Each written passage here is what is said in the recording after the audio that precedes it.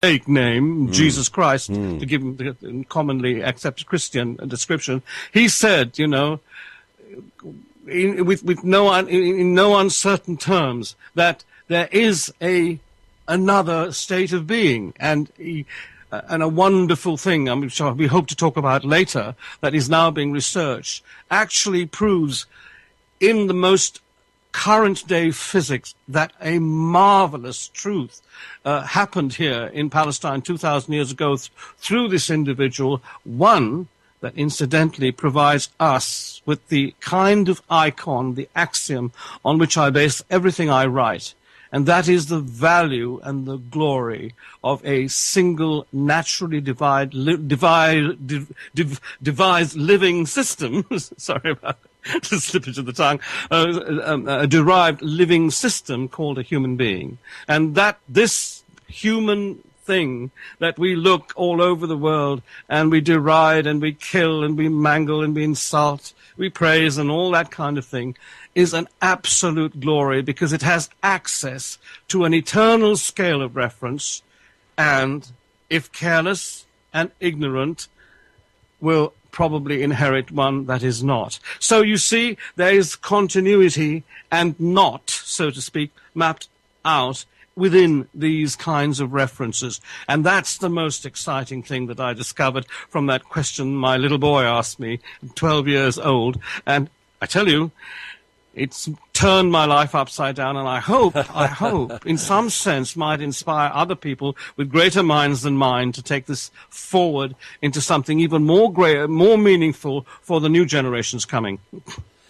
Well, I think that your son was lucky in getting such a rich, deep answer, because once you lay this foundation that we are, in fact, this marvelous, glorious, sentient being capable of observing things into existence, or out of existence for that matter, we should look at ourselves much more jewel-like and less animalistic. But it absolutely, Brooks. And that's the main point, is that we underestimate so much the value of what is ordinariness in human being. Just by implication, we are something wondrous. And we lose sight of this in the day's own troubles, so to speak, and so forth, and the derivations that come out of all of that.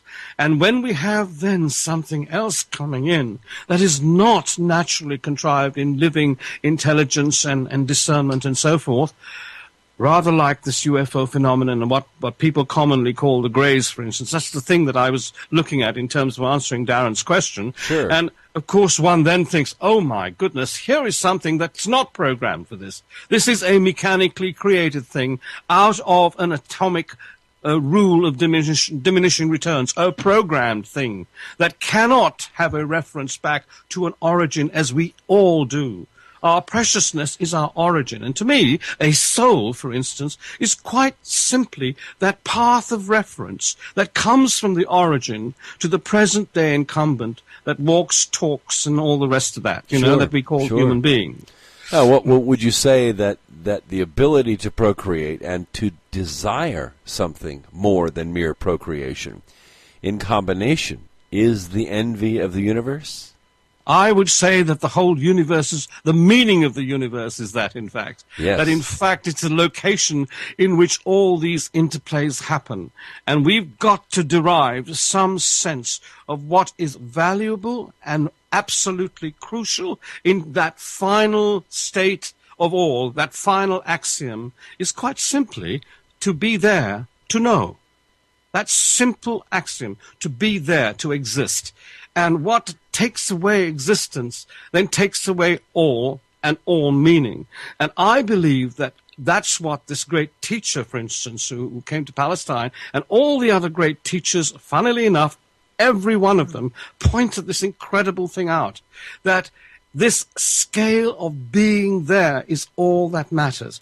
And there are situations where that unitary sense of knowing you are there can be taken away. And I believe that the greatest danger to everyone that exists within our planetary living paradigm is anything that can do that. And that is why I began to explore the UFO business and this idea that there are now in our purview kind of robotic creatures that are being protected on this planet, and that's another story. So that's for another question as we go along. Yeah, what race of beings created the Greys, and what happened to them? Well, that is a speculation that is as wide as the universe is not, Brooks. Because, I mean, there could be huge numbers of planets out there with all kinds of creatures and so forth, and that provide the living paradigm. The important thing is to look at the basics, because, I mean, we might have such a permutation of parts and so on that are called living being out there. They all face that simple, basic paradigm. Is it living out of a beginning that's natural and cascades down? Or is it artificially created from within the system it is within? And that is the problem. But this really robots against natural being. Right. And that's the big battle. But yeah, this battle, this interaction of beings who are soulless looking for an avenue to become, to gain a soul. You said it. Absolutely. Is probably not isolated to Earth, although, at least in our corner of the universe, based on the radio waves and things that we've been able to pick up, we're the only example of it, so naturally we're a big signpost in the middle of space. Right there you said it. You see, this is a big problem. I think this is universe-wide. I think we're just discovering that we're not the only ones in the universe. We should have done it a long, long time ago by simple, deductive logic. But, of course, science measures and has its own ways of deriving things and so forth, and we've had to wait for this implication now to dawn on us. Well, I would say that the Hopi and the Doggone and others already had it figured out. we were so smart that we said, no, you don't know what you're talking about. So for whatever. The point is, whilst we have problems on this earth within our own, scale of reference, human beings, I'm sure there's an interrelationship between other kinds of entities out with, in an interspatial planetary aspect, if you see what I'm trying to say, doing the same darn thing a billion times over in a multi-billion situation, if you see what I'm trying to say. So this is not a big thing. It really is going on. We've just discovered it. So boy, is it a big thing for us. But I tell you what, we better find out what it's all about, or we may have a big problem as this precious thing that we call human might have to face, in the future. Well, you make some interesting points in the book. One is that the Greys detected somehow this electro fingerprint that we are, that it recurs, that somehow we outlive death, and then we become corporal again. We reincarnate, so to speak. And that is what really attracted the Greys to this planet, that the fact that we have some kind of identifiable, ever evolving and growing intelligence that enjoys multiple lives. And that is what they envied and what they wanted and why they came here. They are robots. They are a kind of glorified vacuum cleaner with brains, so to speak. And let me tell you, we at our peril, we actually see it like that. This is much more than it is. Can you imagine super quantum computers, whatever you like to describe it, kind of placed in this scale of effect we call a Grey, or whatever it is that people have discovered are on this planet. Now, the Greys are synthetic, biological, programmed, artificially intelligent machine. And they were sent out, I believe, by as super intelligent robots, far more advanced, than those we know ourselves are actually doing. We're doing it ourselves now. We're sending all these robots out there in space to explore and so on. And I believe some great civilization in the past, natural beings there, what I call prime beings there, actually created these things so that they won't have to face the dangers and whatever. And they created such beings to go out and explore, and to withstand the huge, distances of space, the inertial forces, whatever, and bring back information so that these prime beings with their intelligence didn't have to expose themselves to all these dangers. And so this business then continues. And the problem with that is you've got to create something that's reliable. So you say you create this kind of, robotic artificial being. You've got to give it artificial intelligence of a huge quantum if it's going to look after your utilities on your planet or whatever, and go and gather information, come back and report to you all the various dangers that outlie there. But the most important thing, it seems to me, you have to do is to instruct these things, hang on a minute, to do that, number one, to look after this planet and to look after all of us and our interests, you look after yourself under all threat. Which means that in their program would be some search and destroy mechanism that says anything that you see that is dangerous, you have to take care of so that you yourself aren't taken out of the equation. Now, the problem with that is this. When you introduce a instruction like that, you have to make a difference between you as the creator and the thing you created. That robot and that program has to know the difference between you and it.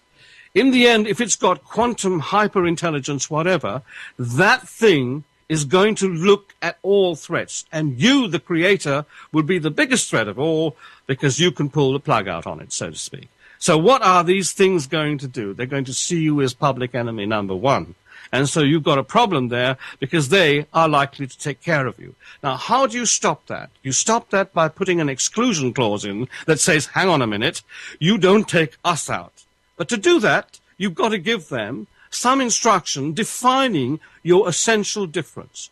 Now, if you are a sentient being that came out of the universe with all this vast, acquisitions to your quality of being, how can you tell a robot about feeling, about caring, about conscience, about things like that?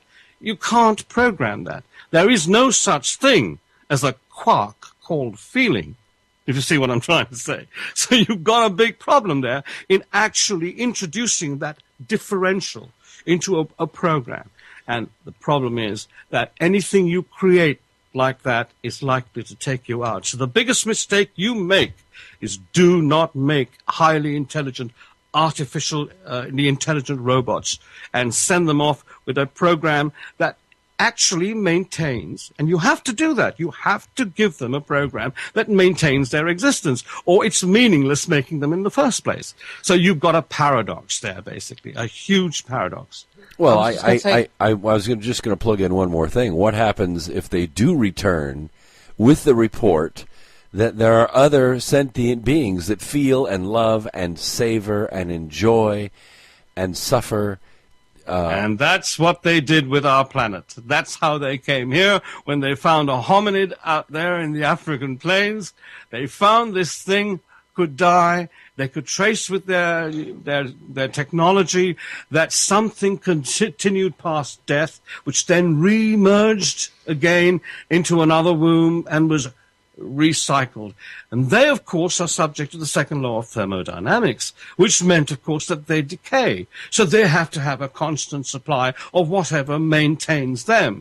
And therefore, they see a self-contained system here, however primitive, that can do this automatically. Now, what would an intelligent robot do? How do we get this system would be the big question for them, because that implies their survivability. They could survive longer with this. And so, therefore, they looked at how this system might work.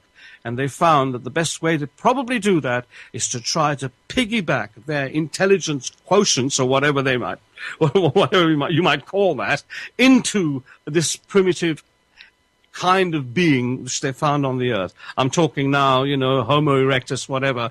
They worked on to produce through the African Eve, Homo sapiens as we come along. And so therefore I had to derive the sequence from that, and I tried to do that in the book. Well, go ahead. I'll let you interject. Sorry, I was just going to say that if you want to see a sort of analogy of this process at work, of how such a creature would work, if you look in human terms at what we medically call the psychopathic personality type, these are human beings. They're people. They do have sentience. They have awareness. They have free will. Yet they have no sense of empathy. They have no sense that other people have feelings like they do. They have no sense that, yes, they can feel pain. Other people also can feel pain. So within those terms,